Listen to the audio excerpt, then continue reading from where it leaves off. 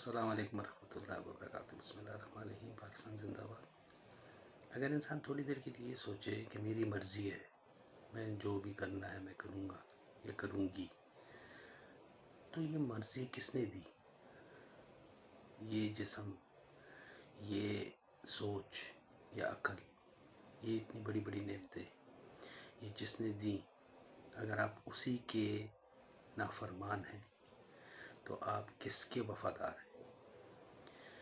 جو آپ کو ہر روز اٹھاتا ہے، آپ کو کھلاتا ہے، پلاتا ہے، آپ کو وقت دیتا ہے کہ آپ سمجھو آپ کس مقصد کے لیے پیدا کیے گئے ہو، اور اس مقصد کو بھول کر، اس کی نعمتوں کو جھٹلا کر آپ کو میری مرضی، میں سود پہ کام کروں میری مرضی، میں جھوٹ بولوں میری مرضی، میں زنا کروں میری مرضی، میں شراب پیوں میری مرضی، میں ننگا پن کروں میری مرضی،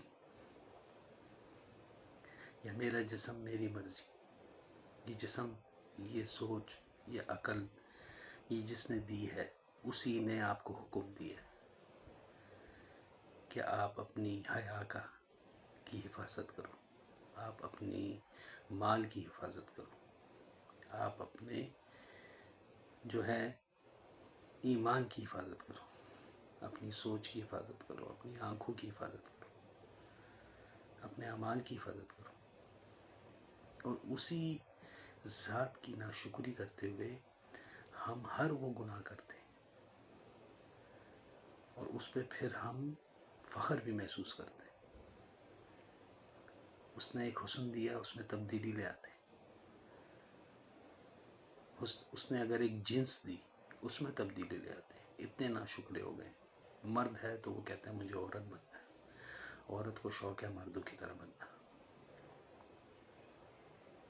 مرد جو ہے، اس کی غیرت، اس کی عزت، اس کی گھر کی زینت میں اور عزت میں ہے، لیکن وہی مرد جب اٹھ کے اپنی بیوی کو کہے کہ تم میری اس سوسائٹی کے قابل نہیں ہو کیونکہ تم تو پردہ کرتی ہو، اور مجھے تو ننگی چاہیے عورت، مجھے پینٹ شرٹ والی چاہیے، تو یہ ہمارے مائنڈز کو برین واش کیا گیا ہے، ہماری مینٹیلیٹیز کو جو ہے ٹارگٹ کیا گیا ہے۔ سوچنے کی بات ہے، اور عقل مند انسان ہمیشہ اپنے رب کی سنتا ہے جس نے اس کو پیدا کیا ہے، اور اگر اس کے ساتھ آپ کی سینسیریٹی نہیں، محبت نہیں، تو پھر اس سے گلہ بھی نہیں کرنا چاہیے جب آپ کسی مشکل میں